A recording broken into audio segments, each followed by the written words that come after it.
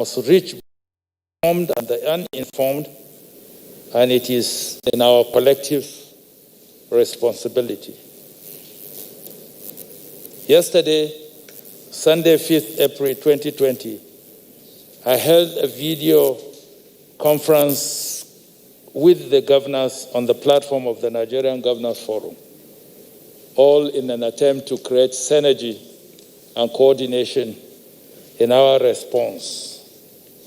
I want to seize this opportunity to reiterate my plea for cooperation, collaboration, and openness in information and data sharing, as well as containment and management efforts.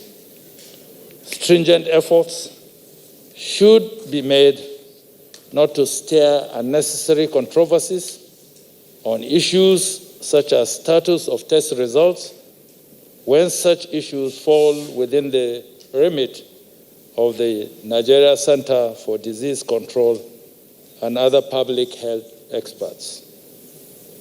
Since the last briefing on Friday, 3rd April 2020, the graph has changed both globally and domestically. The Honorable Minister of Health, the Director General NCDC, as well as the National Coordinator, will brief you on latest developments. Ladies and gentlemen, our efforts have been receiving commendations and support from different quarters. Last week, the UN Secretary General singled out Nigeria for commendation in her efforts in the control of COVID-19. This is a shot in the arm that will inspire us to act better, faster, and much more strategically.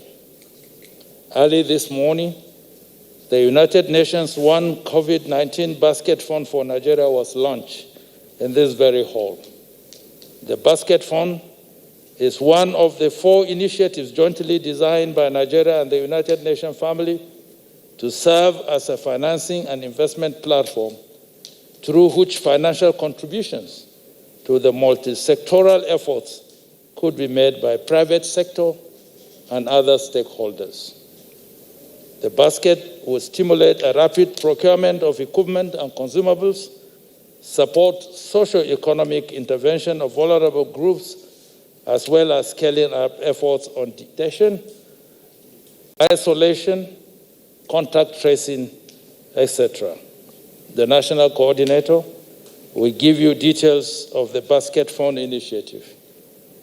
Similarly, over the weekend, the Presidential Task Force received 5 ambulances through the NMPC and its partners. These vehicles shall be deployed for effective use immediately. One major support that has attracted public commentaries is the offer by CCECC, a Chinese company, to import about 256 equipment and items in different quantities, notable amongst which are 1,300,000 medical masks, over 150,000 pieces of assorted personal protective equipment, as well as 50 medical ventilators. The company has also proposed and on its own suggested to sponsor public health experts to help strengthen our public health capacity and advise on processes and procedure. However, I wish to clarify that all the countries of the world are seeking for assistance and are receiving help in the fight against COVID-19. Even the almighty United States is looking for help elsewhere. The support coming from China is a corporate social responsibility initiated by CCECC, a company with a total volume of infrastructural contracts in Nigeria worth over 10 billion naira. The professionals that have been invited or by CCCE through their parent company in China to come are public health specialists and medical engineers that will support Nigeria's capacity in managing the pandemic on an advanced basis when necessary. That is expressed in the content of their letter.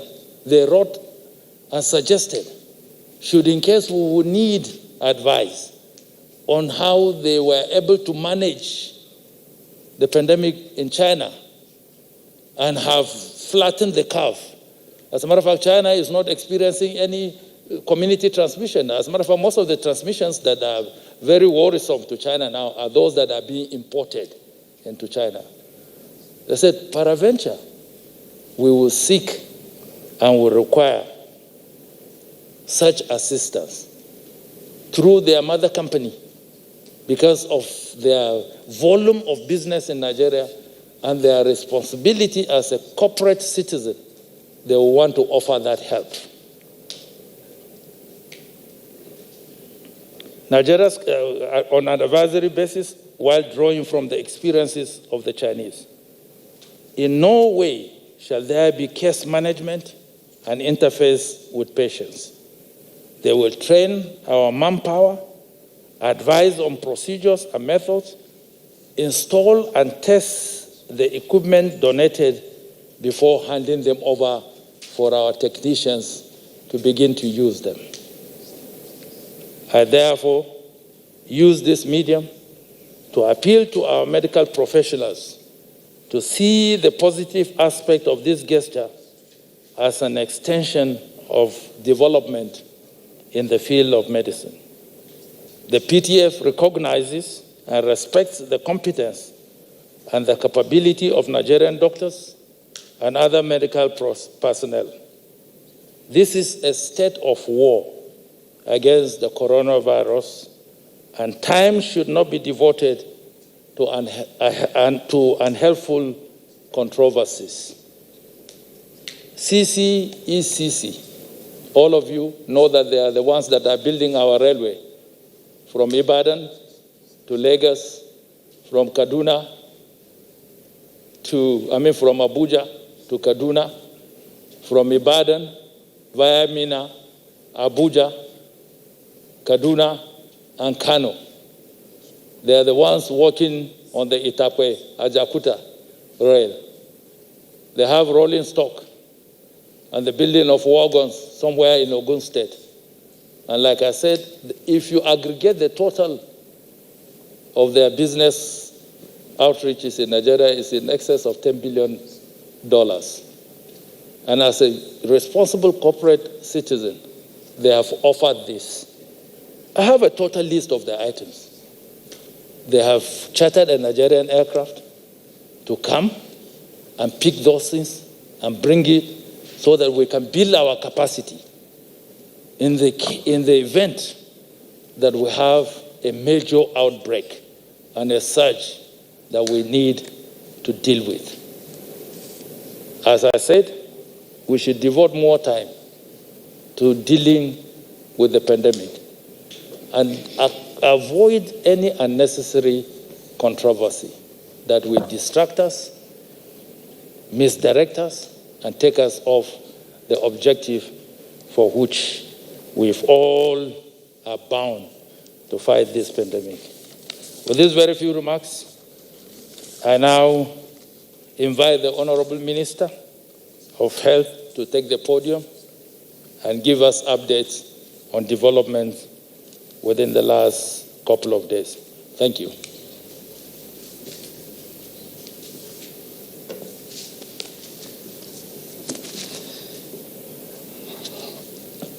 Good afternoon, everybody. I shall also be amplifying some of the things the Secretary to the Government has already said, and also provide details. Over the weekend, we recorded 42 new cases, bringing to a total of 232 the number of confirmed cases of COVID-19 in Nigeria. They are in 14 states and the Federal Capital Territory as of today, the 6th of April, 2020. We have recorded 5 fatalities in total, all with underlying ailments.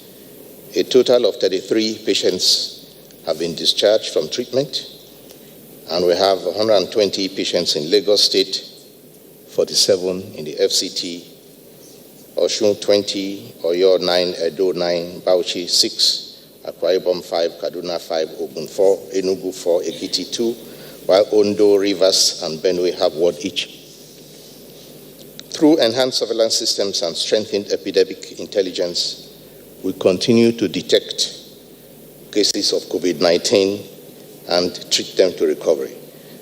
We have tested over 5,000 samples so far and are working hard to scale up capacity in a targeted approach. The increase in cases with no clear epidemiological definition will mean that there will be a need to discuss changes in our public advisory. This will be after the Ministry of Health and its agencies have sat down to review and analyze the situation. Since the last briefing, we have activated 2 additional laboratories for COVID-19 testing at the Defense Reference Laboratory, which is here in Abuja, and at the Biosafety Level 3 Laboratory in Lagos. In the coming month, we intend to expand to more laboratories with capacity to treat COVID-19. We have also identified additional treatment centers in Utako and Mabushi, which will give us a minimum of 400 beds, and they are presently under renovation and repair. We inspected these sites over the weekend. The Hospital Accreditation Committee, which is led by the Honorable Commissioner of Lagos State and the team from IRWA and includes NCDC and directors of Ministerial of Health, has inspected and accredited 3 centers in Abuja, and will continue with that as time goes on. We are working with the African Union to develop a continental response, and a joint continental strategy for COVID-19 response has been developed with the African Task Force on Coronavirus to set up and coordinate preparedness and response in a coordinated fashion on the continent.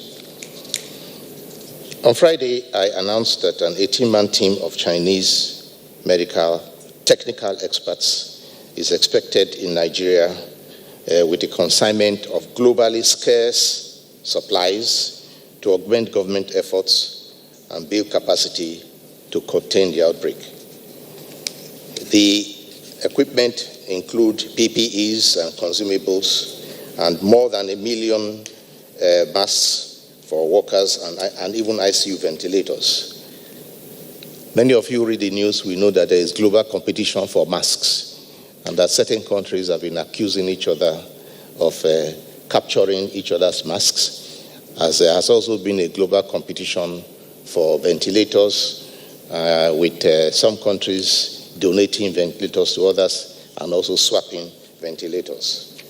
So therefore, it is particularly gratifying that in the face of all of this, we are able to get these supplies here, which even if you had the money, you may not have been able to order.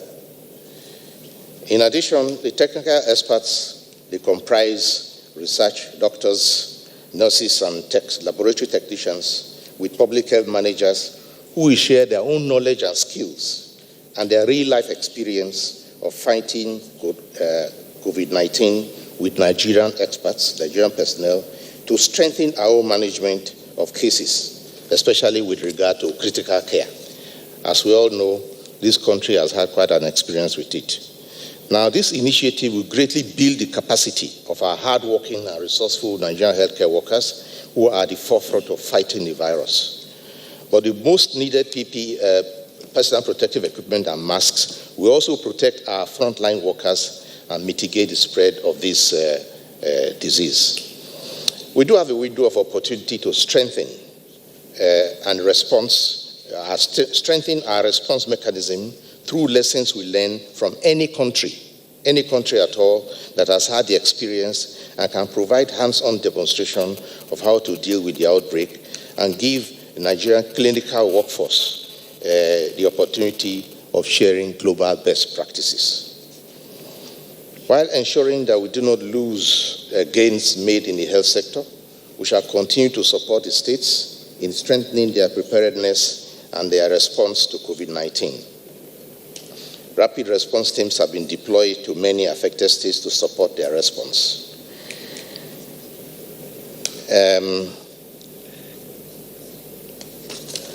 Yes, once again, I want to advise that older persons and persons with vulnerable underlying ailments be protected, put in protected isolation, especially from persons who may fit the case definition of coronavirus infected persons or who have been abroad or have been close contacts of those who have been abroad.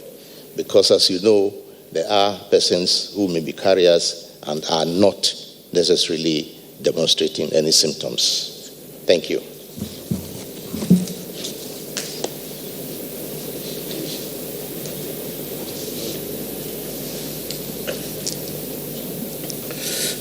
Chair, honorable ministers, gentlemen and ladies of the press. Today we'll elaborate a little bit on some of the work that we've been doing given the presidential directive over the last week and the week ahead of us. So the primary reason for this directive was to enable the hard work being done at the states to happen. Case finding, contact tracing, and bringing in cases into hospitals. So to improve the efficiency of this process, we've agreed on certain targets for all the states actively involved in this. These are targets that we will now measure on a daily basis to measure the effectiveness of our work. So I'm making these targets public because we will measure our progress based on these targets. The targets might seem a bit broad at the moment, but we will tighten this every day over the next few days because we need to show that the time given us by Mr. President has been worth the sacrifice that Nigerians are making. The 5 key targets that we're setting for teams in Abuja and Lagos are to make sure that the collection of samples from individuals, symptomatic individuals, happen within 8 hours of notification of the state team. Secondly, that the turnaround time for testing and resulting will be less than 24 hours. This is the case because sometimes samples come in late in the evening and have to be resulted the next day. The third one is we plan to test 200 samples per day in Lagos and 100 samples per day in Abuja by the end of this week. Number 4 is to isolate patients in less than 6 hours after they have received a positive result at the state level. And we plan to isolate every confirmed case.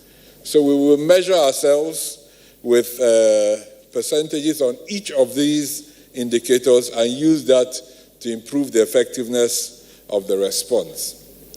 In addition to case finding, the second most important thing is contact tracing, i.e. listing all the contacts and making sure we find all of them. This involved a very strenuous effort in sometimes following tens of contacts of each individual. There used to be a lot more when the flights were still coming in, but now each case would have about 30 to 40 contacts to follow up. Like you all know, Nigerians are very sociable people, so everyone generally has a lot of contacts, friends, family around them. So this is a very intense activity now going on in every state that has cases, but of course most of this is happening in Lagos and Abuja. Every contact is then followed up for 14 days.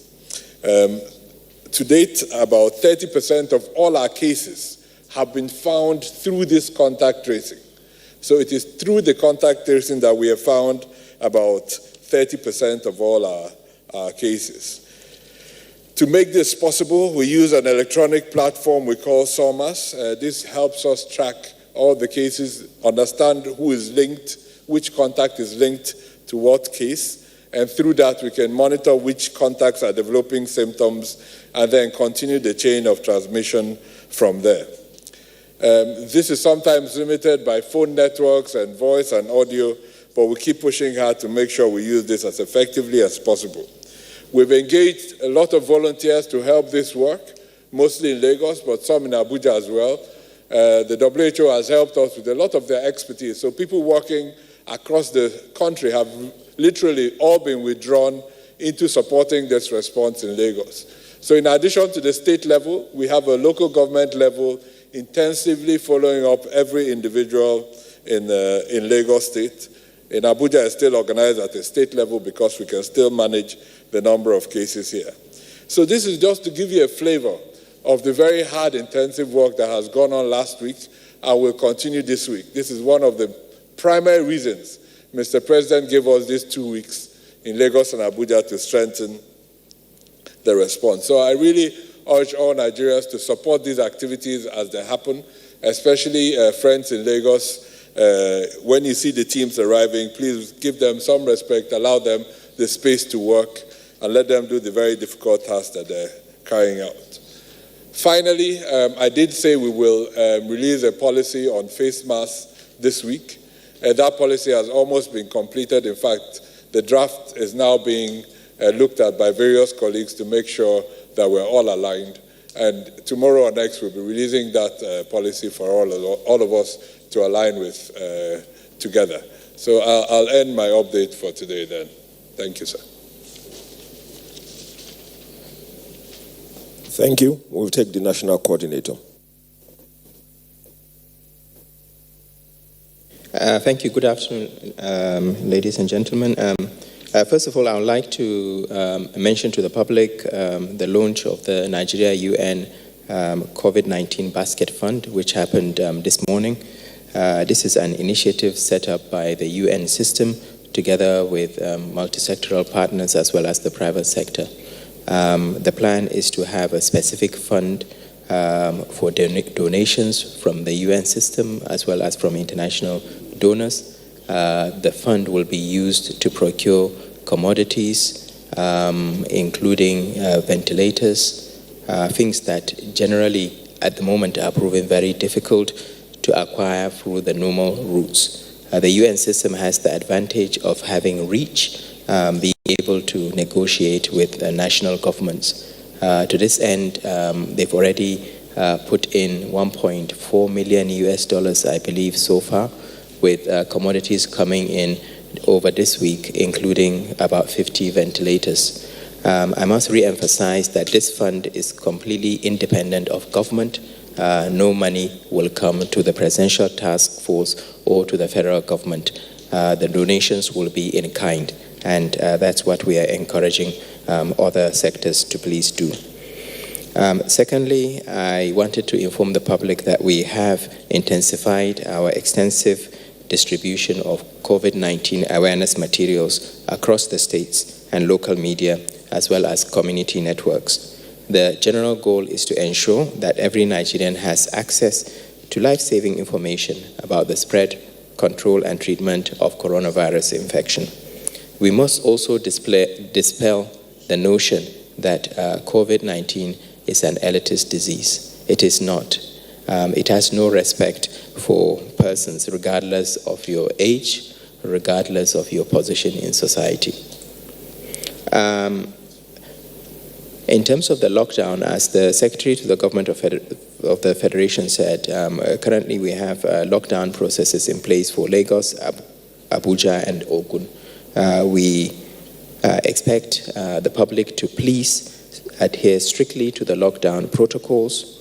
We have been reviewing this regularly together with the security agencies, and I cannot emphasize enough when I say, please stay home, stay home, stay home. It will protect you. It's even more important to draw attention to the need for people who have a higher susceptibility to severe infection, like our elderly, people above the age of 60, 70, those with comorbidities like diabetes, hypertension, and those with uncontrolled viral HIV infection. These groups are the ones that are most likely, when they pick up COVID, to end up in hospital and probably on a ventilator and possibly dying. So these groups in particular really need to protect themselves by keeping away from general public. The DG NCDC last week had a query about testing, particularly as it relates to VIP. Again, I would like to remind the public that there are only 3 indications for testing for COVID. You need to have symptoms, which may be a fever, which happens in the majority of cases, up to 90%, a cough, which happens in 2/3 of cases, and shortness of breath in 1/3. If you have these symptoms and you've come from abroad, you've recently traveled from abroad, returned, or you've had contact with a case of coronavirus disease, or you have presented to a hospital with a respiratory illness consistent with the symptoms, we will test you. But regardless of your position in society, if you do not have these symptoms, we will not test you, because the negative test does not have any value. This is not HIV infection where you want to know your status. This is an acute respiratory infection. And the test we do is looking for the active virus itself. We are not looking for antibody status. So I'm urging the public to please understand with us, because from now on we will be adhering strictly to our protocol for testing. Exempted companies in terms of the lockdown, I wanted to provide additional feedback or clarity. When we talk about agriculture, we mean livestock and animal feed companies. These are all exempted they are exempted businesses that can operate during the lockdown, because they continue to be a major component of our agric sector. I would also like to appeal from the state coordination side, I would like to appeal to our state chief executives. The Presidential Task Force has, one of the decisions we took last week was to urge states, particularly state governors, to make sure they have isolation facilities with at least 300 beds in their localities. At least 300 bed isolation facilities. Preferably, these facilities should be linked to existing infectious disease hospitals or medical centers, because it's easier after the pandemic to then make use of these facilities. But I'm appealing to state governors to please make sure that they have isolation facilities of at least 300 beds at the moment, while we await what happens in terms of the progress of the epidemic. Hopefully, we may not use them, but if we need to use them, we need to be prepared. Finally, I would like to acknowledge our private sectors and donor partners on behalf of the Presidential Task Force, and in particular, patriotic Nigerian medical professionals who continue to work tirelessly with our health officials, as well as hard-working Nigerians providing essential services and the volunteer community. Our collective efforts are critical in helping to arrest the spread of this virus. Thank you very much. Thank you very much. We will now take reports from the Honorable Ministers of Aviation, Environment, and Information and Culture, in that order. Honorable Minister of Aviation, please. Ladies and gentlemen, this will be in Hausa. For the Hausa listeners, I've been asked to address a few issues very briefly. Akan masu kallon mu da sauraron mu kuma muka samu labari ya zo mana cewa wasu na wanka da gishiri don maganin wannan cutar ta corona. Wasu kuma suna daka kwallon goro ba su sha. To wannan gaskiya bai tasiri bisa ga kimiyya da fasaha sanannu. Kada al'umma su ja makansu kuma wata cutar ta daban. Sannan kuma ana magana cewa wai akwai in ka bude surar Bakara za ka ga wani bakin gashi sai ka jiga ka sha wai ya zubillahi. Gashi idan ya fita jikin mutum ya zama kazanta, ba a jibanta shi littafi mai tsarki. Kuma ina ganin ba daidai bane mutane su yi ma kansu irin wannan alƙalanci, baya da tasiri, baya da inda ka samu shi, ko kaɗan ɓata ne ma kata'an. Saboda ka guje shi, a saurari masana kimiyya da fasaha, malaman kiwon lahiya, shine abin da ya fi daidai.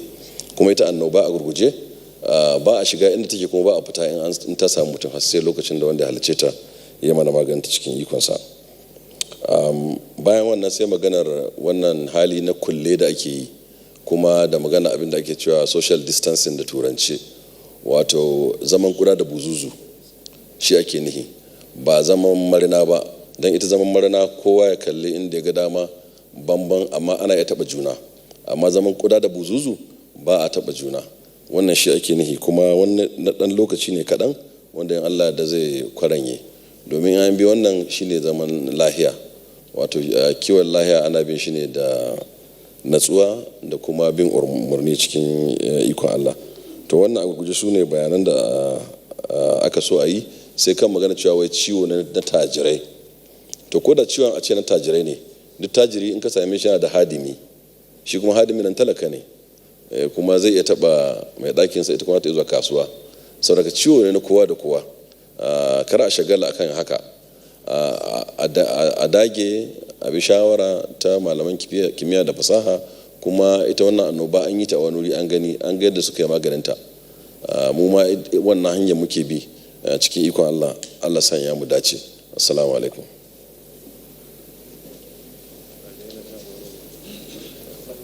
Environment.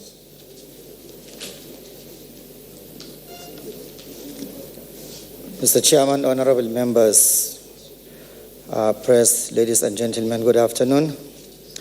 From the Federal Minister of Environment, just an update on some of the strategies that we are ramping up in the containment process of the COVID-19. As the Federal Minister of Health and NCDC are undertaking contact tracing, the Federal Minister of Environment is initiating route tracing, facilities tracing, and equipment tracing. I've given an example.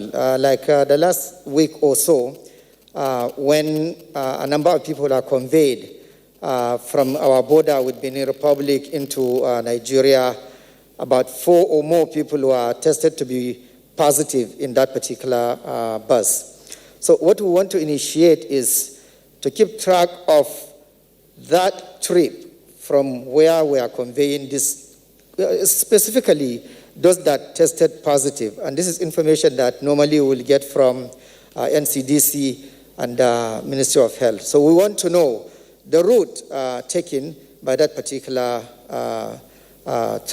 means of transport. Number 2, the facilities, whether these people are taken straight to an isolation center or treatment center. Did they stop somewhere and are kept for a while before moving to the next facility? We want to know that, all in an effort to stem the continuous proliferation of this virus. Secondly, the bus itself, or whatever means of transportation, which possibly can be contaminated, since these are people that are positive, we also want to know, because you don't want to convey positive cases, drop them and just take the same vehicle and go and pick up other people. The possibility of that vehicle being contaminated is there. So the Federal Ministry is initiating this, again, to make sure we step off the continuous proliferation of the virus. And also, in terms of information, like I've mentioned in the last week or two, we have our environmental health officers. Please, if you have any question and you cannot reach on the phone, once you see these people, ask them. They will be able to give you information in terms of advocacy, counseling, or refer you to other places that you will have additional information. So use whatever that is available for you to get information. We need to all work together to be able to contain this deadly virus. Thank you. Thank you. Honorable Minister of Information and Culture.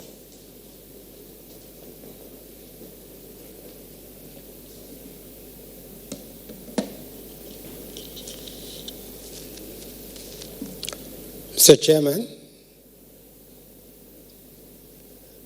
gentlemen of the press, those who are bent on distracting the federal government through fake news from its focused fight against COVID-19 have not relented.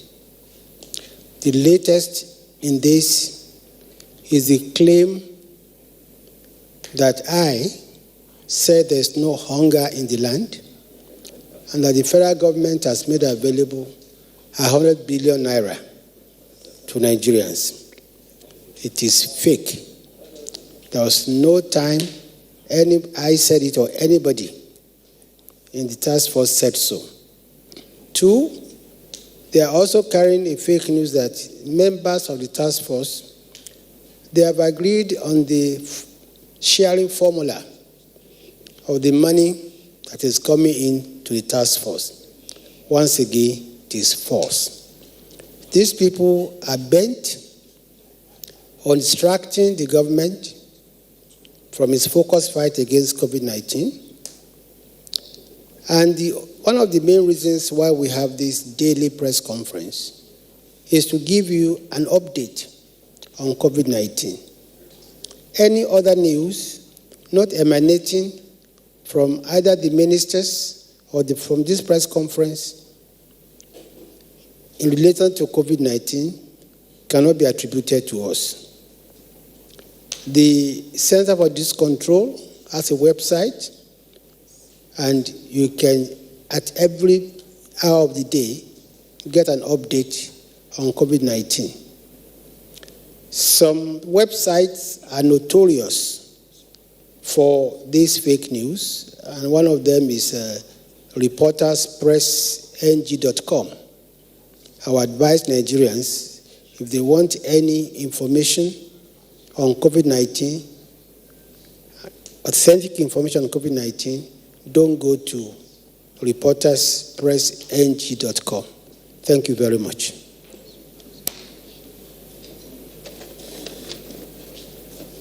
Thank you very much. We are now proceeding to the question and answer session. The format is already understood. The basket of questions will be filled. Ministers will take their notes, and answers will come in turns thereafter.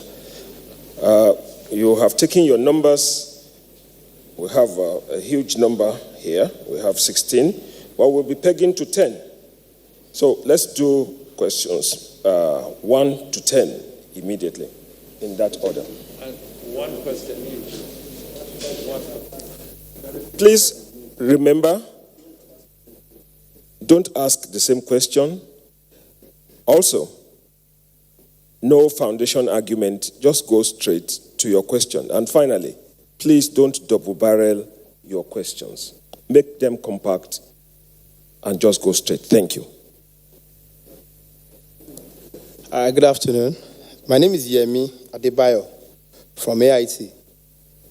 Well, I want to align myself with how the questions have been moderated. I have 4 questions, but I will reduce this to 2. And the first question, sir, is to the SGF. How prepared are we if at the end of the week, after you must have submitted the full assessment report on the lockdown order to Mr. President, and he decides to extend the lockdown, how prepared are we in terms of improving on the palliative measures so that Nigerians don't suffer the more as the situation is now? Then secondly, I want to ask, we understand that some persons were recently trained as epidemiologists.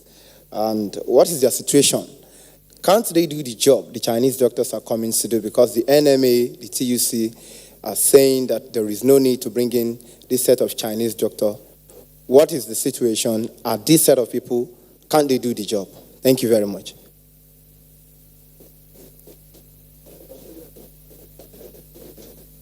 Good afternoon, sirs. My name is Friday Okerigbe. I'm a reporter with Channels TV.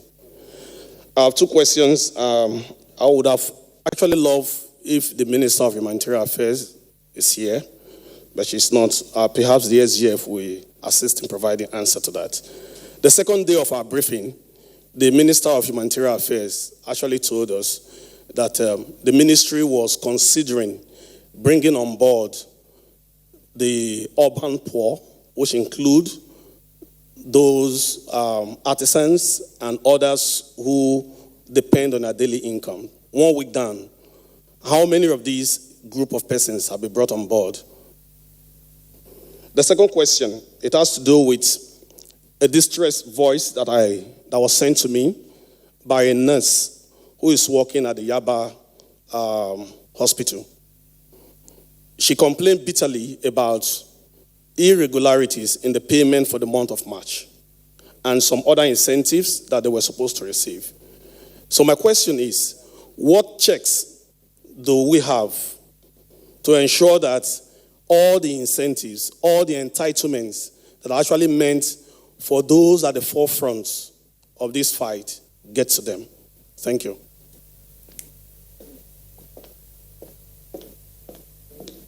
Honorable Ministers, DG, members of the press.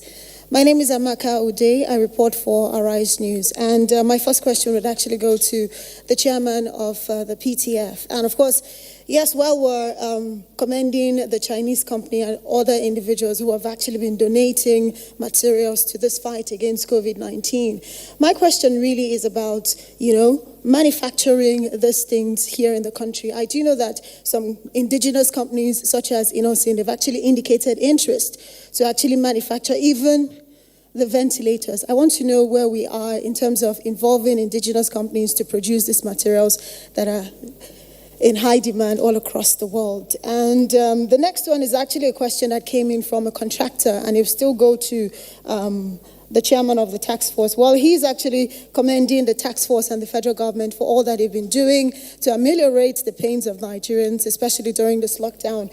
But he's also asking, this is a question from Victor Akwoji. He's saying, what is the government doing to pay some of their local contractors that have not been paid since late last year until now? Some ministries like the FCTA, the Ministry of Works and Housing, Power, Education, just to mention a few, they have been caught up in this coronavirus lockdown, and there is negative ripple effect on their numerous workers, families, as well as the economy at large. So again, how is the government planning to pay them at these strange and dangerous times? Thank you.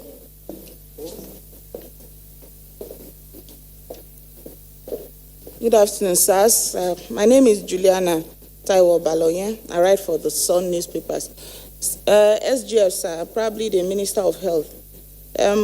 What the Medical Association is saying is that they were not carried along. Question is why? And how involved are they going to be in this outreach once the delegation comes? Secondly, health professionals in Katsina are asking for test labs to be set in the state or the zone, that this will reduce the time spent to get results outside the zone. How soon will that be done? Lastly, from me, the 10 billion has been given to Lagos State to support their fight against COVID-19. The states that are equally experiencing this, how much is going to be given to them and how soon? Thank you.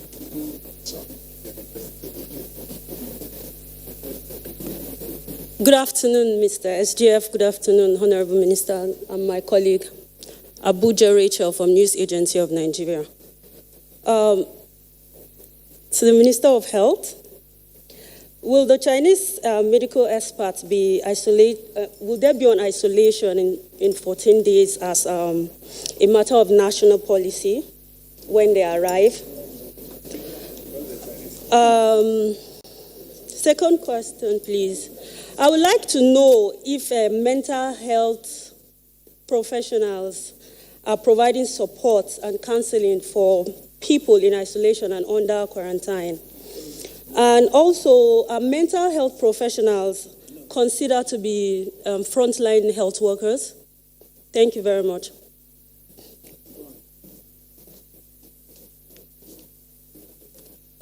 Good afternoon, the SGF.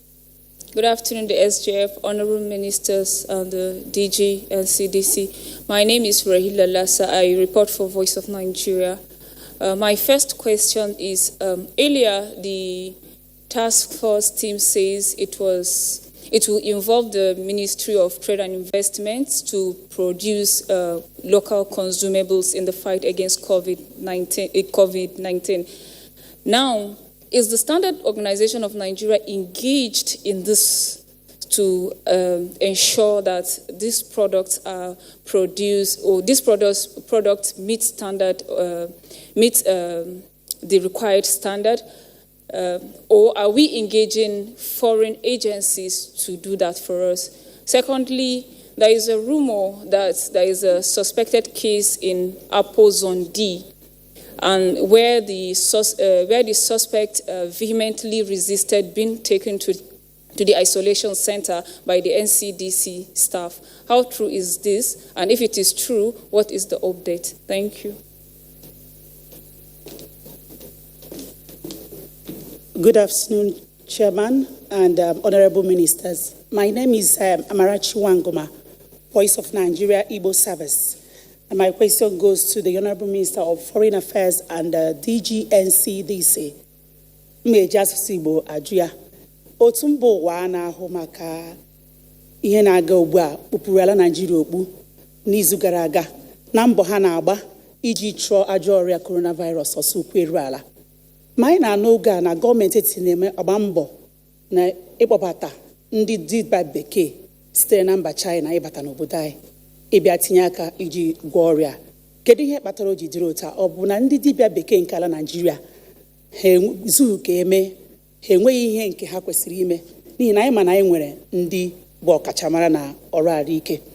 Ihe ọzọ bụ dịka onye ọrụ m si jụọ gbasara kepụkepụ a na-anụ n'oge a na enwere onye butere goro ọrịa corona nọ na legislative caucus nke nọ na Abuja.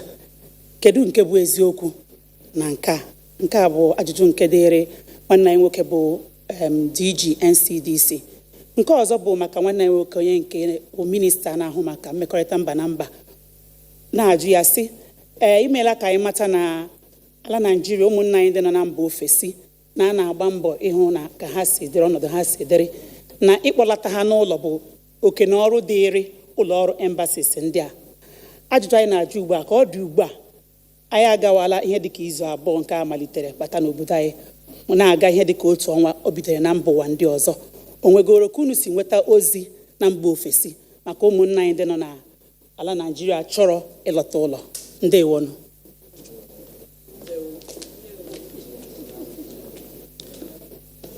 My name is Mohammed Saliu Nazif. I work for Voice of Nigeria.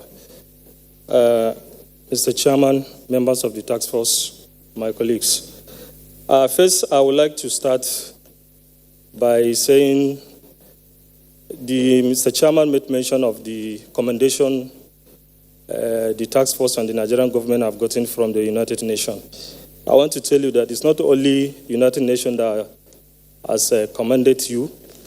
On behalf of my organization, Voice of Nigeria, which we are commending you. Yes.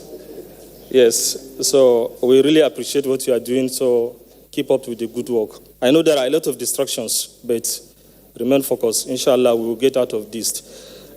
Secondly, looking at the numbers, especially the fatality, which is 5 as of today, I want to register my condolences to the families for the loss of their loved ones. And may God give them the fortitude to bear the loss. Sir, what I want to ask concerning this number, is it included of the numbers of Nigerians in abroad that died? And if not, why? Are there no more Nigerians? Yes, that's the first question. The second question is concerning a novel written in 1981 by an American writer called The Eye of the Evil. In that novel, precisely page 332, written by Dean Koontz, he highlighted the issue of coronavirus.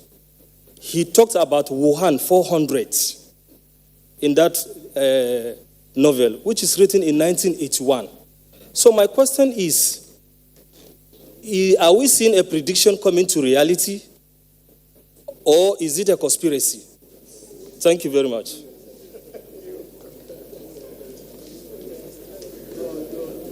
Good afternoon, sirs. Good afternoon, everyone.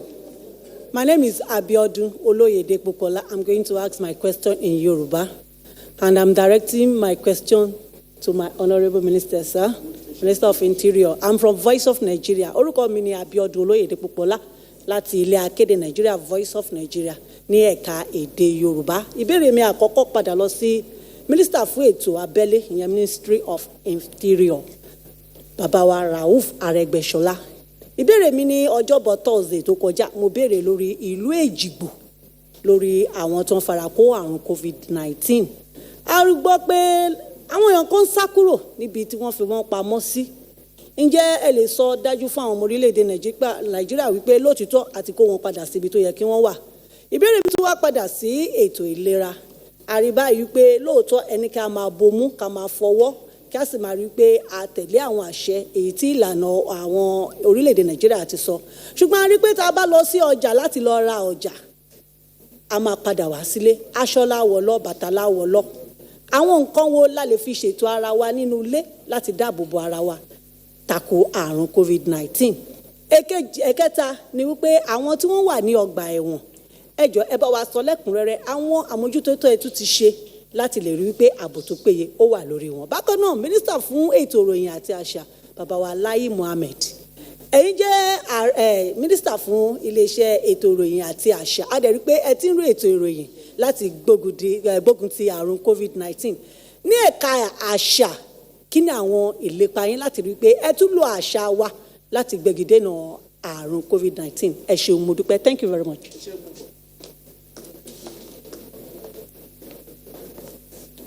Ẹ káàsán o, ẹ̀yin mínísítà wa àti akọ̀wé àgbà orílẹ̀-èdè yìí. Orúkọ tèmi ni Òjó Suleiman láti lè ṣe rédíò Nàìjíríà. Nínú ojú ewé kẹrin ìwé àpilẹ̀kọ tí ìgbìmọ̀ fún wa, nínú àkọlé tó wà ní ìsàlẹ̀, ìjọba béèrè ìrànwọ́ lọ́wọ́ àwọn ẹgbẹ́ aláàánú àti aládàáni. Ó sì ń láàánú pé ní ìpínlẹ̀ Èkìtì ní ọjọ́ Ẹtì tó kọjá, àwọn ẹgbẹ́ aláàánú kan dìde láti fún àwọn èèyàn ní ìrànlọ́wọ́. Ṣùgbọ́n Pàṣán àti Kòbókò ni àwọn òṣìṣẹ́ ológun fi lé wọn padà sílé. Ìbéèrè tí aráàlú wa ń béèrè ni pé a wà níjọba alágbádá, ìjọba tiwantiwa tí a pè ní democracy. Kí ló dé tí ìjọba ò lè lo àwọn ọlọ́pàá tàbí àwọn òṣìṣẹ́ afàjọdólógun tí a mọ̀ sí civilians láti máa ṣe irú ètò yìí tí wọ́n fi jẹ́ pé ológun wọ́n ń dá sí láti mọ̀ nà aráàlú? Ẹ ṣé, mo dúpẹ́.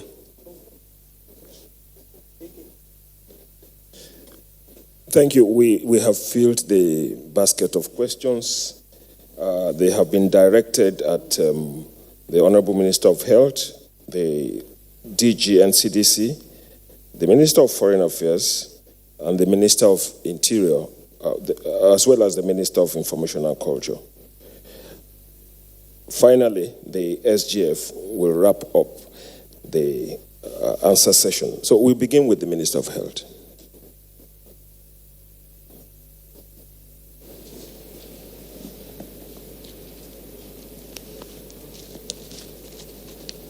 Thank you. I will take the questions that appear to be directed at the Ministry of Health and begin with the question of domestic manufacturing of equipment that might be required for the response.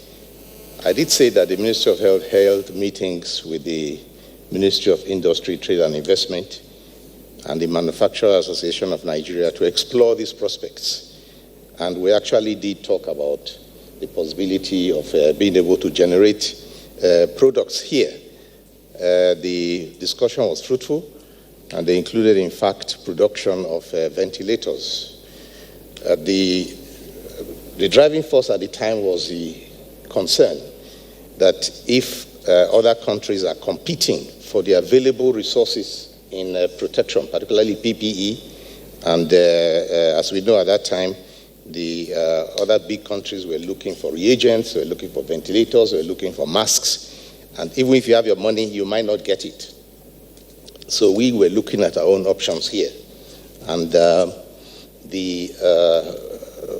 interest was very high, and there's a company that even wanted to be able to manufacture ventilators. As for the quality assurance, particularly through the Standards Organization of Nigeria, that is something that comes up after the design. If they've done their design, the standards organization definitely will come in and put their own mark of quality on it, and minimum expected standards will be established. But even before you manufacture, you require to prepare for raw materials, you need to prepare your science samples, and that might take some time. And while that process is still going on as I speak, we are very grateful for the offer of support for companies and other organizations that are offering support to us. The United Nations group has ordered $2 billion of materials, which the first batch of it is coming in tomorrow. That assures us of being able to have all the things we need for the foreseeable future. The CCECC, as we have heard just now, has also offered us more materials, so we shall be comfortable for that. And we are particularly grateful to these groups for the help they are giving to us, and the anxiety is less. But this does not mean that indigenous manufacturers should withdraw, because they need to be able to look at the future. We don't know how long this epidemic will last. We do not know the extent of the generosity of our benefactors, so we need to be ready, and the design process for production should go on. Now, the other question was about mental health. Yes, it is a component of treatment, and if you look at video clips coming out from the Yaba Treatment Center, IDH, you will see that there are programs being set up there to occupy those who are on 14 days or more of isolation. There are programs with music and conversations and dance, which are addressing the boredom that some people might suffer. I'm sure that they have employed mental health consultants who have helped them to design programs that will help to fulfill those objectives. The Chinese experts, yes, anybody at all coming into this country will have to be subject to the rules and regulations we have set down. I'm sure that anybody coming here will know that. And we know that the experts coming from abroad, with all the valuable knowledge they are bringing, the hands-on experience which we want to learn, will still be subject to the rules that we have established, which are in the interest of our people, to protect our people. And even if we assume that they have done tests in their country, we'll still have to do the confirmatory test here. Now, the question of the suspect in Zodi, I'm not aware of that. I have not been told, but if you do have any information that is valuable, please report to the number that NCDC has provided, and we shall be able to carry out the investigation and find out if there's any problem of that nature. But we have not been officially informed of that. I think that is the question so far, and I yield the floor to NCDC.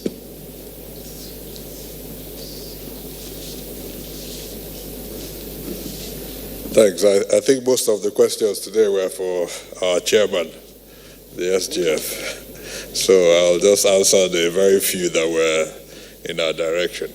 I think for the lab in Katsina, we are working this week, activating 2 labs in Kano and Kaduna at the same time from tomorrow, and 2 labs in Jos and Maiduguri from Thursday. So by the end of this week, we'll have 4 labs, 4 new labs, Kano and Kaduna and Jos and Maiduguri fully active, and then we'll continue. So we're slowly assessing every state in the country, but we're starting with states that we already know have a baseline capacity to build on. Mental health is definitely part of the frontline workforce. This is obvious both in Lagos and Abuja, and has always been obvious to us.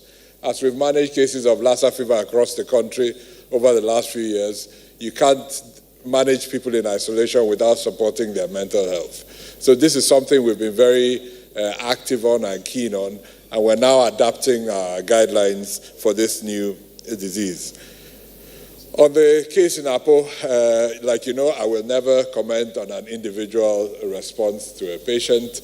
if there's any uprising or any problem in that area, the teams will work hard to resolve it. But we will never comment on the individual circumstances on any case. That is not the way we work. On the question in Igbo, that was again about the offer from China. I think the Honorable Minister has explained this in as much detail. Our chair has explained this in as much detail. I'll just paraphrase what they have said in Igbo. Onye isi anyị ekwugo ihe niile gbasara enyemaka ndị China si na ha ga-enye anyị. Enweghị enyemaka enyere anyị gasị na ya achọghị. Anyị chọrọ ka onye ọbụla nyere anyị aka. Enweghị obodo ga-emenwu ihe a sọsọ ha. So onye ọbụla ga-arụkọta ọrụ, rụkọta n'otu ka anyị nwee ọganihu ebe anyị na-eleta ọrịa. Ihe so n'ọrịa adịghị ọwụghị obere ihe. So ebe ọbụla anyị nwere enyemaka, anyị were kwenye ya ma na anyị nwere ọganihu. Kama onye isi anyị ekwugo enweghị ihe ọbụla a ga-eji n'ọrịa na anyị gaghị ele anya n'obodo anyị ma ma na-emekwa ihe o kwesịrị ime ama ma oke ndị mma. So thank you very much.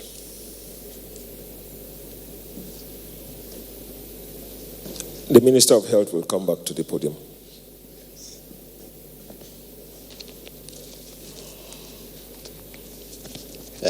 I missed out one question which I want to quickly respond to. And before that, just to add again, emphasize what the DG of CDC said.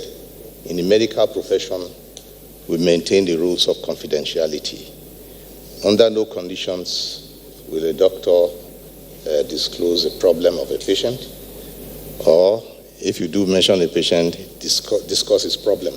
So nobody should be weary of reporting themselves for help if they have a problem and they fear that it might be exposed. That is not the rule, it's against the rule. With the question of the NMA, we'll carry them along. I'm a member of the NMA. The Honourable Minister of State for Health is also a member of the NMA. And I have told the chairman, and we had a discussion with him barely a week ago, barely in my office, and I told him that the door is open. All you need to do is knock, and whatever I'm doing, I'll be ready to see you. If you have any inputs, definitely through me. And he asked me what I would like them to do, and I said we would like to register all the doctors who are willing to help, to volunteer, including those who are retired, so that we can have a conversation with them and be able to deploy them where they are best able to work, particularly in the areas of high burden like Lagos and Abuja at the moment, and perhaps Osun, so that we have better use of what expertise they have. So we are their eyes inside the committee, and the NMA is, in my view, well represented. Thank you very much, Honorable Minister of Health. I will call on the Minister of Foreign Affairs, as followed by Minister of Interior. Please, after responding in vernacular, kindly translate your answers into English for other listeners. Thank you. Ajụjụ Fajo bụ maka ndị be anyị nọ na mba na chọọ ịnata, mana ife mee bụ that na anyị edego leta to ambassadors anyị niile nọ n'obodo oyibo. Anyị jụrụ fa, anyị gwara fa sị fa bịa ka anyị mara one na one nọ n'obodo oyibo nọ na befa ka anyị mara. So I send a letter na izu ụka gara aga, mana anyị aka ewetara ọkọtọ ndị mmadụ na-achụ ịnata kịta, mana ọ wee feriri one, mana anyị ka na-eche ka amalụ one ha dị. Mana ife ọzọ a ga-aghọtakwa bụ that na ndị ọgwụ gwara anyị si that na ọ ka mma ka ndị be anyị nọ n'obodo oyibo ka fa nọdụ ebe fa nọ maka ọya fa nwee ike ịchịta ya n'ụgbọ elu oge ha na-eme travel. So ha nọdụ ebe ha nọ, mana ọ bụ na ọ nwere ndị chọọ ịnata, anyị ga-eme ife niile anyị nwere ike ime ịkpọbatafa. So ya ka ha kwuru. So anyị ka na-eche, anyị aka amara one fa dị, mana anyị ka na-eche ka anyị mara. So, the question was essentially our people abroad who want to come back and the efforts that we're making to bring them back. It's been a while now, and I was pointing out that we've written letters to our embassies to give us an indication of the numbers in the various countries. And once we have that, then we'll be able to look at the issues of logistics and how to bring them back. But that we should also bear in mind that the medical people have said that it's better to stay where you are if you can, that you stand a much better chance of catching the virus if you are traveling up and down. But nevertheless, we are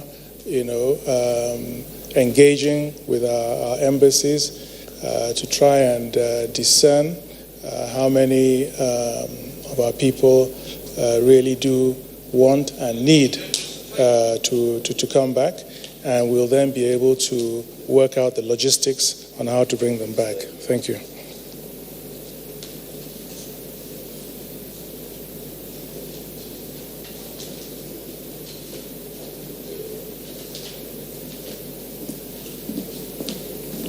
A kí gbogbo ọmọ orílẹ̀-èdè Nàìjíríà nípa ìdìbò gómìnà ìpínlẹ̀ Ọ̀ṣun bá gbogbo Nàìjíríà sọ̀rọ̀ lánàá látara àwọn oníròyìn. Ó sọ fún wa pé àwọn 17 nínú àwọn 27 tí ó padà láti Abidjan ni àwọn ti rí pé kò ní àrùn àjàkálẹ̀ àrùn Covid-19 lára. Wọ́n dẹ̀ ti dá wọn sílẹ̀, wọ́n ti ní kó máa lọ sílé wọn. Nínú àwọn tí wọ́n fi ilẹ̀ yìí tí wọ́n jẹ́ 210, yes, 110, sorry, 110. Ọgọ́rùn-ún ó lé mẹ́wàá. Àwọn 95, 85 náà jẹ́ ọmọ ìpínlẹ̀ Ọ̀ṣun, wọ́n dẹ̀ ti fi wọ́n lẹ̀. Ṣùgbọ́n àwọn 25 tó kù wọ́n wá láti ìpínlẹ̀ Imo, Ọ̀yọ́, Èkó, Ògùn, Ẹdó, Abia, Delta. 11 ló wá láti ìpínlẹ̀ Ọ̀yọ́, 2 láti ìpínlẹ̀ Èkó, 3 láti Ẹdó, 3 láti Abia, 4 láti Delta àti 1 láti Imo. Àwọn 17 ni wọ́n rí pé wọ́n ní àrùn Covid-19 lára, àjàkálẹ̀ àrùn Covid-19 lára. Wọ́n dẹ̀ wà nílé ìtọ́jú nípínlẹ̀ Ọ̀ṣun. Kò sẹ́ni tó sá lọ lára wọn. Ìkan tó ń rí tẹ́lẹ̀ wọ́n padà rí. So èyí tá à ń gbọ́ pọ́n sá lọ yẹn, ìròyìn tí ò lẹ́sẹ̀ ńlẹ̀ ni. Olùbèrè béèrè pé kí ni ìgbìyànjú tí ó yẹ kí a máa ṣe láti rí i pé àrùn àjàkálẹ̀ àrùn yìí kò tàn káàkiri. Torí pé àwọn èèyàn lọ sọ́jà, wọ́n ń wọṣọ lọ, wọ́n dẹ̀ ń rìn káàkiri, wọ́n ń wọ bàtà. Kí ni àwọn ìyànjú wo la lè gbà wọ́n tá a fi lè ká àrùn yìí lẹ̀? Ohun tí àwọn ẹ̀ka ìjọba tó ń mójútó ètò yìí tó ń sọ fún wa rèé. Wọ́n ní kí a yàgò fún ibi tí èrò bá pọ̀ sí, kí a fúnra wa láyè. Wọ́n ní ká gbàgbé òwe àtijọ́ tó sọ pé kárìn ká pọ̀, yẹ ló ń yẹ ni. Wọ́n ní sìn ká sọ òwe yẹn di kárìn ká pọ̀, pípa ní pa ni. Ká má tẹ̀lé òwe àtijọ́, ó ti dòwe àtijọ́, kò bá gbà yí mu. Kárìn ká pọ̀ ń sìn, pípa ní pa ni o. wọ́n ní ká má sọ pé ká ní ká pọ̀ yẹni mọ́. So wọ́n dẹ̀ ní lẹ́yìn tá a bá ṣe gbogbo yẹn tán wọ́n ní ká rántí orin kan tá a kọ́ nígbà tá a wà ní iléèwé alákọ̀ọ́bẹ̀rẹ̀ pé ìmọ́tótó ló lè ṣẹ́gun àrùn gbogbo, ìmọ́tótó orí, ìmọ́tótó ara, ìmọ́tótó ló lè ṣẹ́gun àrùn gbogbo. Lóòótọ́ ni ká máa ṣọ́ wọn wá ní gbogbo ìgbà gẹ́gẹ́ bí àwọn elétò ti sọ fún wa, ṣùgbọ́n lẹ́yìn ìyẹn náà ká mójútó ìmọ́tótó ara wa tá a bá ti jáde tá a bá délé, torí ètò ẹ̀sọ́ lẹ́ǹkan yẹn kò sí bó ṣe lè rìn kó o má fara kàn kankan. Lẹ́yìn tó bá fọwọ́ ẹ̀ tán aṣọ tó wọ̀ jáde yẹn bọ́, fi ibì kan wọ̀ míì tó wọ̀ ń ta. Ara àwọn ìyànjú tá a lè gbà wá rèé tó lè jẹ́ kí a sá fún àjàkálẹ̀ àrùn kòrónà. Wọ́n á béèrè pé kí ni àwọn nǹkan tá a tún ń ṣe o ní àgọ́ ìpamọ́ tí a ti ń kọ́yàn níwà tá a lè ti ń tú orí ọmọ aláìgbọràn ṣe, torí tẹ́lẹ̀tẹ́lẹ̀ ọgbà ẹ̀wọ̀n là ń pè, wọ́n ní ká má pè lọ́gbà ẹ̀wọ̀n mọ́, kò sẹ́wọ̀n bẹ́ẹ̀ mọ́. Àgọ́ ìpamọ́ láti kọ́ àwọn tí ò gbẹ̀kọ́ lọ́gbọ́n kán dẹ̀ kọ́ bó ṣe máa tú wọn ṣe. Ohun tá à ń ṣe náà là ń ṣe. A rí i pé a tẹra mọ́ ètò ìtọ́jú àyíká àti inú ilé tó ń kó wọn sí. Ẹ̀ẹ̀kejì, a jẹ́ kán ṣùpọ̀ mọ́. A dẹ̀ ń gbìyànjú láti mú àṣẹ àti ìdarí ààrẹ orílẹ̀-èdè ṣẹ lórí kí a jẹ́ kí àwọn kan lára wọn tí ó ti tán tá a lè wò gẹ́gẹ́ bí ẹni tó yẹ ká ṣàánú kan kúrò ń bẹ̀. Lágbára Ọlọ́run kọ́sẹ̀ ètò parí a máa rí yẹn ṣe. Ṣùgbọ́n àwọn tó wà ní ìkápá àwọn tó wà ní ìkápá federal government nìyẹn, ìjọba àpapọ̀ nìyẹn o. A sì ń bá àwọn olórí ìjọba ìpínlẹ̀ sọ̀rọ̀ káwọn náà ṣe bí ààrẹ ṣiṣẹ́. Ìbéèrè ẹ̀kẹta ó bọ́ sórí pé kí la ṣe lè gba àwọn ológun láyè kán máa mú òfin ró nípa àwọn tí ò dúró sílé. Kò sẹ́ni tó fẹ́ kí ológun ó jáde, ológun gan ò fẹ́ jáde. Ètò àlọ́wọ́ ológun ó ju pé ká máa séèyàn mọ́lé lọ. Ṣùgbọ́n wọ́n ní pé wọ́n ní nǹkan tá a mú kí sòbìà kó fi dégbò, wọ́n lólúgànbè là á ké sí. Ibi tí ọ̀rọ̀ àwọn èèyàn bá ti ju ti àwọn agbófinró ti wá lọ wọ́n máa ń pológun. Ẹ̀bẹ̀ tí mo fẹ́ bẹ̀ àwọn aráàlú rèé, ẹ jẹ́ a tẹ̀lé ìlànà ìjọba. Tá a bá tẹ̀lé ìlànà ìjọba, ológun ò tiẹ̀ ní jáde torí kò ní kàn wọ́n dípò tá a pè wọ́n. Tó bá ti ń gbé ọwọ́ kan ju èyí tí ọlọ́pàá tàbí agbófinró míì bá lè ṣe la máa ń pológun. Ṣẹ́tọ́ àlọ́wọ́ ológun ti pọ̀ jù, kò àwọn náà kàn jáde. Ṣùgbọ́n gbogbo ẹ lọ́wọ́ olórí ológun àti lórí àwọn ọlọ́pàá àti lórí àwọn ẹ̀ṣọ́ tó ń dáàbò bo aráàlú tá à ń pè ní civil defence, wọ́n ti fi òté lé o pé ẹnikẹ́ni tó bá fi ìyà jẹ aráàlú kọjá àlà wọ́n máa fi imú ẹ̀ àtòrí ẹ̀ dánrin. Mi ò gbà pọ́n máa rí ológun tàbí ẹ̀ṣọ́ kankan o tá a fẹ́ kan fi mí òun dánrin. Bí mo ṣe ń bẹ aráàlú wípé káwa náà ká sá fún pàkúté ìjọba, má jà lójú tí ká pé ọba wà dípò tí ògè wà lẹ́sẹ̀ náà là ń kìlọ̀ fún gbogbo àwọn agbófinró, ológun ni o, ọlọ́pàá ni o, civil defence ni, kó má fi àjà àwọn èèyàn wa mọ́. Mo ti kásẹ̀ ńlẹ̀, ẹ ṣé o.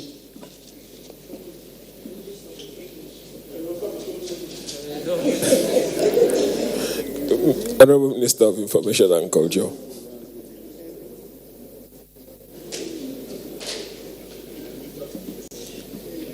I believe the first question has to do with predictions about COVID-19 There's so much conspiracy around this COVID-19, many theories. Yeah, it is true that one Coons in 1981 wrote a book, something like Fall of Darkness. The only relationship between that book and COVID-19 is just that in his book, there was a laboratory experiment in Wuhan. And in COVID-19, yes, it actually started in Wuhan, but the similarity ends there. There's also a prediction by psychic, one I think Sylvia, saying that about 2020 there will be an epidemic. But once again, the Africa check has found that it's not talking about COVID-19. Yes, so there are so many conspiracy theories about COVID-19, but I think what is clear is that COVID-19 started, about the end of 2019 in Wuhan, and according to WHO, it's a virus that affects your respiratory, system. But efforts have been made to find a cure. The other question I think that has to do with what the culture arm or the creative industry is doing to assist in sensitization of the public as regards the COVID-19. As we speak right now, some drama sketches are being put in place. Some of our artists have also volunteered to give testimony and help us in the fight against COVID-19. The NOA, of course, is breaking this down in so many languages. So I agree with you that we also need the cultural arm to spread this message, because they can spread the message in a more effective way, because by using comedy and by using drama.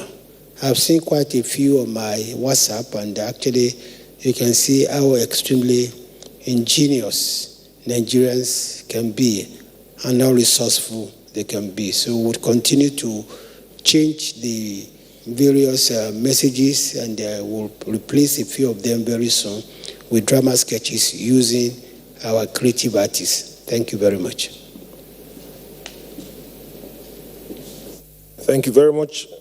We now invite the SGF to the podium.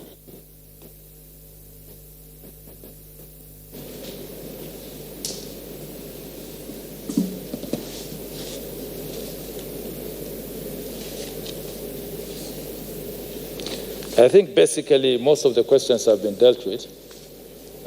Probably just for the purposes of emphasis, somebody had asked, how prepared are we in case of an extension?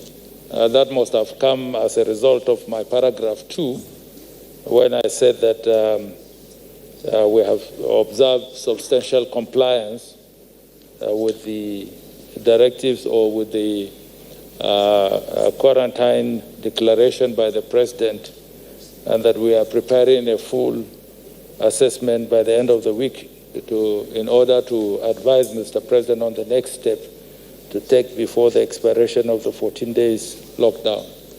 Until we get there, until our report is ready, I won't be able to speculate what would happen, and also speculate on our state of preparedness. But I can assure you that in the same spirit with which the first declaration was made, it showed that we were prepared for it.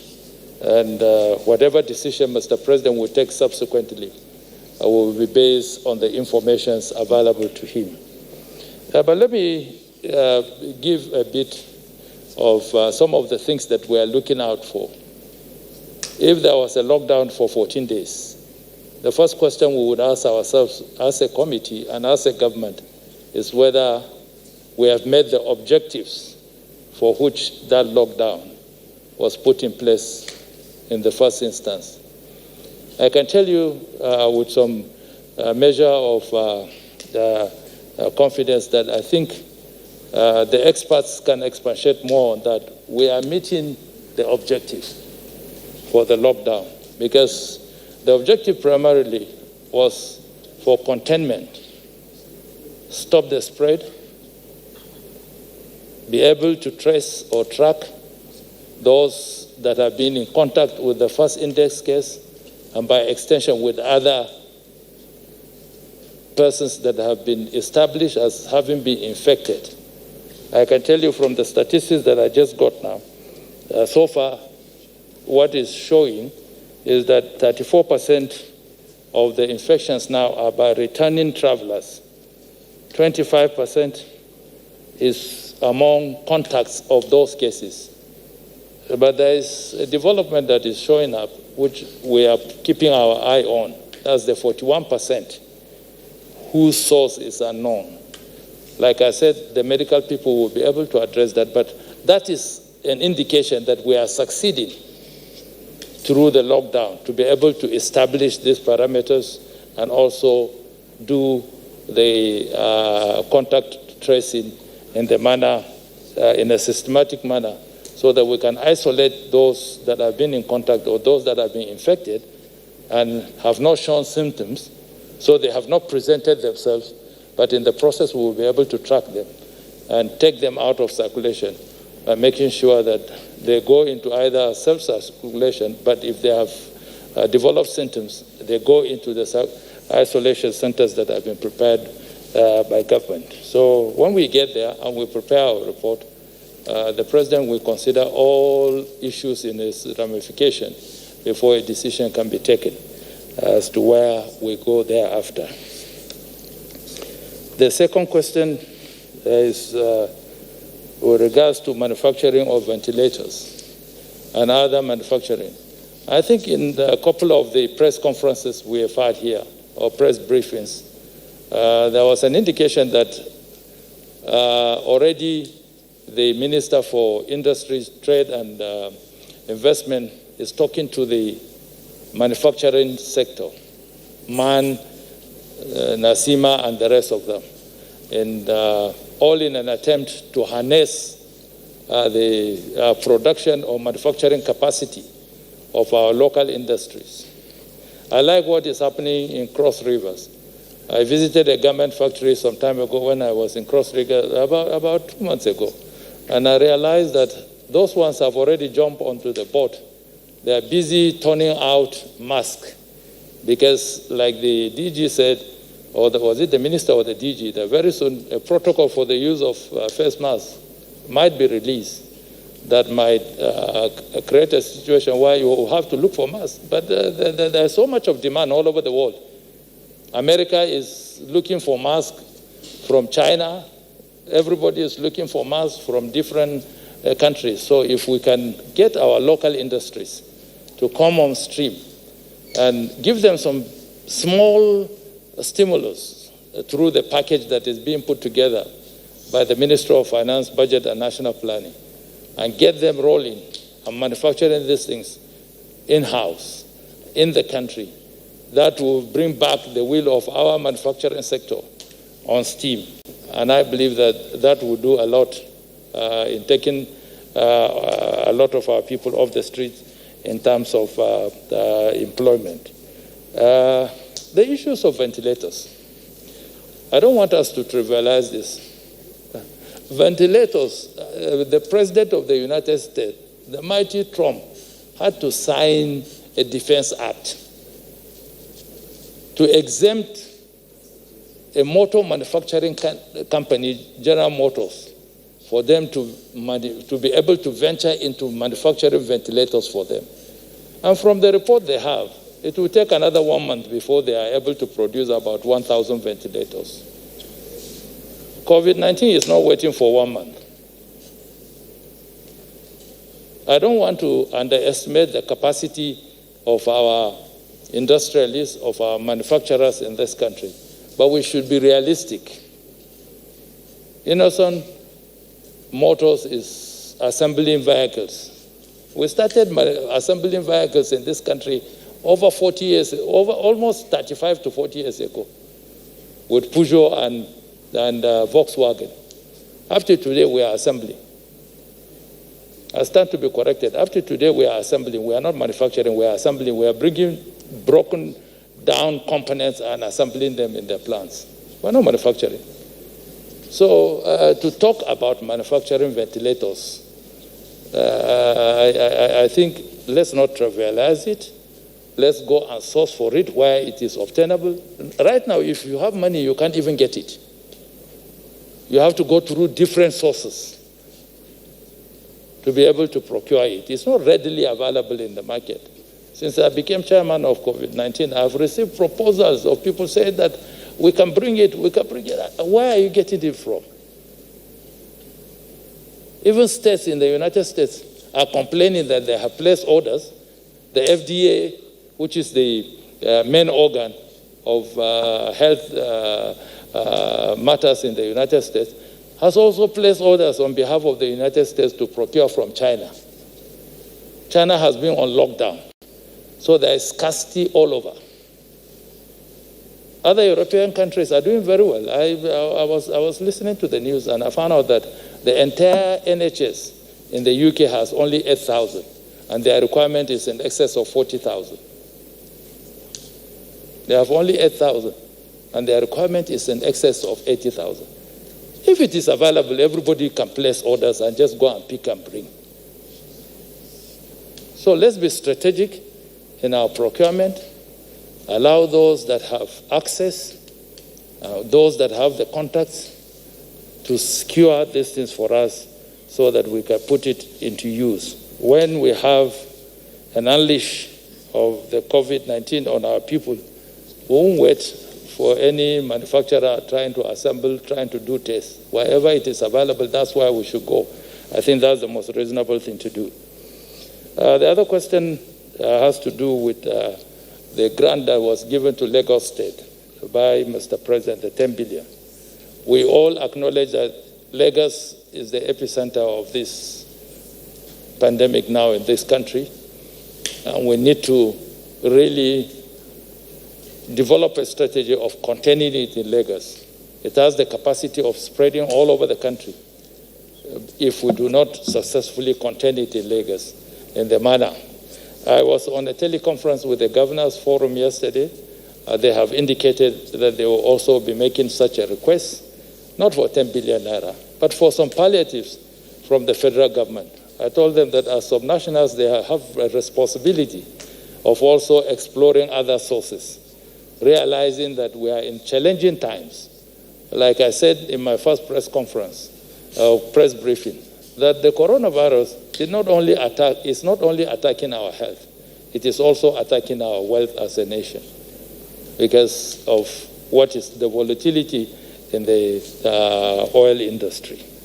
So I believe that they will be making a case, and that will be left for Mr. President to consider and see. But I believe in the package that the Honorable Minister of Finance, Budget and National Planning is working on with the National Assembly.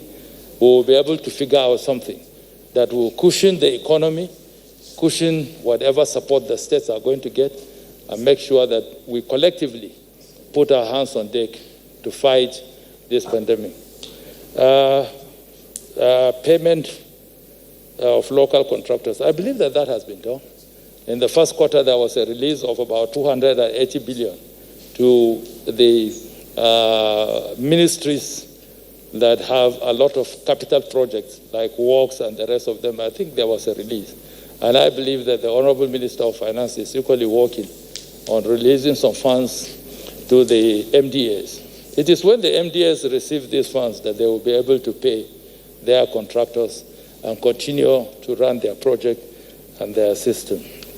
I believe the Minister for Health has appropriately dealt with this issue about Chinese doctors. And I remember in my statement, I was very, very clear that we should be very careful not to allow unnecessary controversy distract us from the work that we have set to do. What the offer we have received is simple. We are going to help as a responsible corporate entity that has worked in Nigeria for about 40 years and that is working in Nigeria now in the major infrastructural development of your nation. In doing that, we are sending 256 different equipments and consumables. But in addition to that, we are sending experts, medical engineers that would help in fitting these things and also training your people. And if the need arises, we are available to offer our own expertise and suggestions on how we combated the COVID-19 in China, and born out of our experiences, we are willing to share it. The Chinese doctors are not accredited by the Nigerian Medical Association, so they cannot practice in Nigeria. So I don't see where the fear is. They cannot see our patients. They cannot manage our patients. They're only saying that we have gone through this experience. Would you allow us share our experiences on how we were able to deal with our own?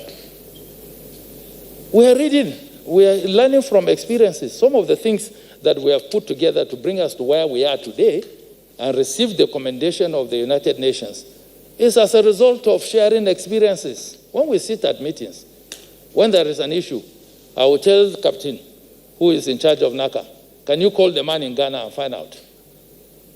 What are their experiences? Can you call the man in Addis Ababa and find out what are their experiences? The world has become a global village. If you are not willing to share experiences and you want to operate in isolation, you will not make progress. And that is what we are trying to avoid. We have read of how the Taiwanese dealt with their situation, how the Southern Koreans dealt with their own situation. So I don't see anything wrong from listening to the Chinese on how they have been able to deal with this. As a matter of fact, they have become the expert in that field because it started with them. No other person can give you better information of management of COVID-19 better than the Chinese. So I don't think we should allow ourselves to be dragged into unnecessary controversy. They are not accredited by the Nigerian Medical Association or Nigerian Medical Council. They can't practice here. They won't see our patients. They won't manage our patients. They will offer their experiences and their expertise. They will train our people. They will equip the hospital that they have taken over. They took over the dome. They are converting it with a hospital. The dome was not meant for a hospital. So they are bringing their people for the installation of the specific machines that they are bringing in for the use of the people of Nigeria. So can we please just do the needful and not generate unnecessary controversy around who is coming and who is not coming. All we are concerned with as the Presidential Task Force on COVID-19 is to cater for the welfare of the people of Nigeria. And we are responsible enough to take decisions that will protect the people of this country under the authority and the direction of the President. Thank you. Thank you very much, SGF.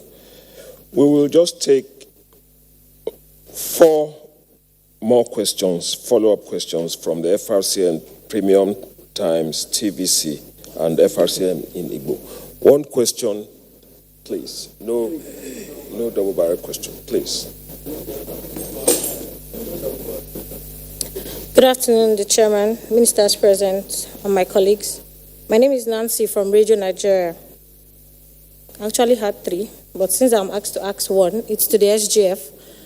This is the 7th day of the lockdown, and it was observed that it's been enforced majorly in city centers.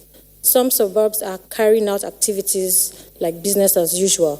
I want to know what we're doing to curtail the spread, to enforce these laws in that regions. Then some other listeners want to know the source where they can contribute their own financial support in containing this. Thank you very much.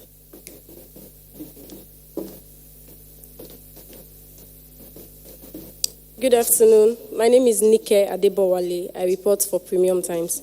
So I'll just ask one question. Someone sent this question in. A good number of clusters of people living with disabilities are not served in the campaign messages of the task force. What are you doing to address this gap? Thank you.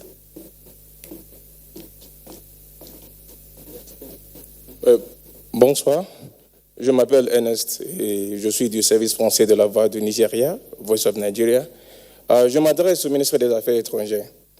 Il est évident que Covid-19 est partout dans le monde et nous avons les ambassades dans les pays comme ça et nous avons ceux qui travaillent là-bas. Nous voulons savoir qu'est-ce que le gouvernement fait pour que ceux qui travaillent là-bas soient sains et saufs. Est-ce qu'il y a des situations là-bas? Quelle est la situation dans les ambassades? Et deuxièmement, il est évident que les familles cachent les enfants ou bien ceux qui reviennent de l'Europe. Ils cachent à la maison, mais quand la situation devient pire, ils se précipitent à l'hôpital. Si les agents de santé leur demandent comment la situation est passée, ils refusent de dire qu'ils viennent de l'Europe. Mais ce que moi je voudrais savoir, ou bien nous voulons savoir, est-ce qu'il y a des mesures punitives contre ceux qui refusent de dire que les enfants viennent de rentrer et peut-être ils exposent ce virus aux agents de santé? Est-ce qu'il y a des mesures punitives contre eux? Merci beaucoup.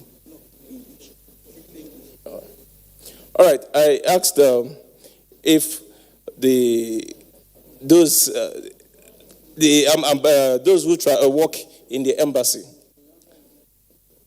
okay, those who work in the embassy, what is the government doing to help those that are working in the embassy? Because we have been talking about only those that who live in that country. But what about those who are working in the embassy? What is the government doing towards them?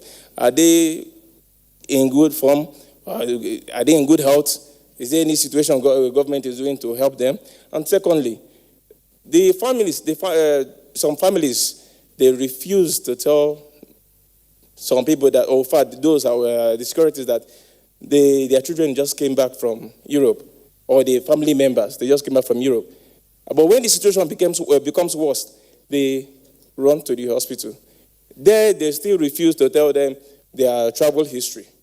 Now, exposing these health workers to this virus, are there punitive measures against these people? Thank you. Thank you. That will be the final batch of questions. The Honorable Minister of Health will be speaking about those who refused to disclose their travel history. The Honorable Minister of Foreign Affairs will be responding to the question in English, and the SGF will round it up. Honorable Minister of Health.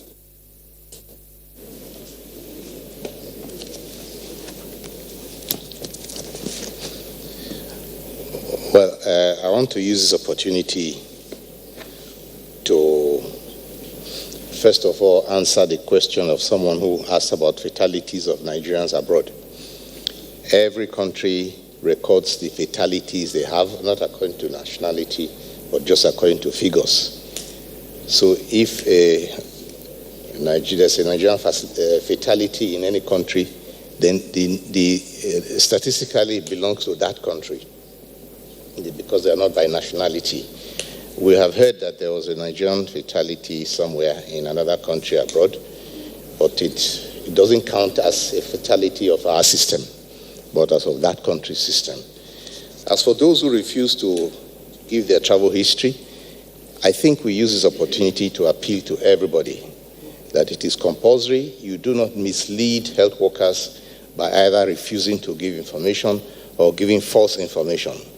We did truly have cases of people who gave false phone numbers or false addresses, and others who did not give a history of the fact that they were coming from abroad. Therefore, reducing the possibility of the doctors making the right decision. And that is very dangerous. We do not want that to happen. And in fact, you must realize that there are avenues for prosecution there if you put somebody's life in danger deliberately. And we also have ways of being able to get all the information about a person that we need. There are ways, if you really need information and you think a person is concealing information, there are other ways of getting it. And then if you are proven to be wrong or deceiving the system, there are consequences. So if you give the correct information, it is for your own good, it is for your own benefit, and the benefit of those who live with you, who are your members of your family and your friends, so that the necessary precautions and giving and necessary treatment for you as a person can be provided. I think that's the answer to that question.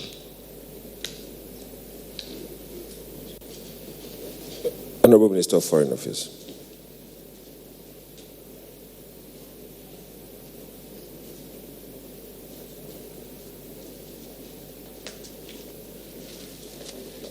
Oui, merci beaucoup pour cette question. La question qui a été posée, c'était ce qui se passe dans nos ambassadeurs, dans nos ambassades à l'étranger, parce que j'ai déjà parlé l'effort que le gouvernement est en train de faire pour repatrier les Nigériens à l'extérieur. Mais en effet, nous sommes en contact permanent avec nos ambassades dans tout le pays. Et puis, certainement là-bas, ils suivent les mesures en place déjà. Mais c'est clair qu'aussi, depuis ici, depuis le Nigeria, nous suivons aussi leur situation. Et en ce qui concerne la possibilité de les rapatrier aussi, pour l'instant, notre position, c'est qu'ils restent dans leur ambassade, mais certainement, s'il y a certains entre eux qui aimeraient coûte à coûte rentrer dans le pays, nous allons le permettre. Nous pouvons aussi les rapatrier dans le cadre de cette répatriation que nous sommes en train de mettre en place. Et puis l'autre question qui a été posée, et la réponse a été aussi fournie par le ministre de la Santé, la question des enfants qui rentrent de l'extérieur et leurs parents peut-être le cachent dans la maison. Le ministre de la Santé a déjà donné en tout cas quelques informations sur cette question, mais aussi la question a été posée s'il y a des sanctions. Mais peut-être on pourrait trouver des sanctions parce que c'est aussi ça mettre en danger la vie des autres. Mais il n'y a pas tel quel des sanctions en place pour cela. Mais certainement nous faisons ce qu'on peut, tout le monde, pour assurer que chaque personne qui entre dans le pays, qu'il passe 14 jours en isolation et s'il y a des symptômes qu'il subit à des tests. Donc voilà, merci beaucoup. Thank you very much. We'll now take the SGF, please. Well, mine are just two questions. One about enforcement. Well, enforcement is in different categories and grades, and I believe that the law enforcement agencies are taking their time to ensure that they enforce the lockdown in terms of cessation of movement. And all of you are aware of the fact that in Lagos State, there's an ongoing arraignment in the magistrate court now over disregard of the declaration in Lagos State.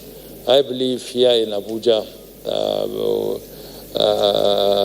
that will be in place very, very soon.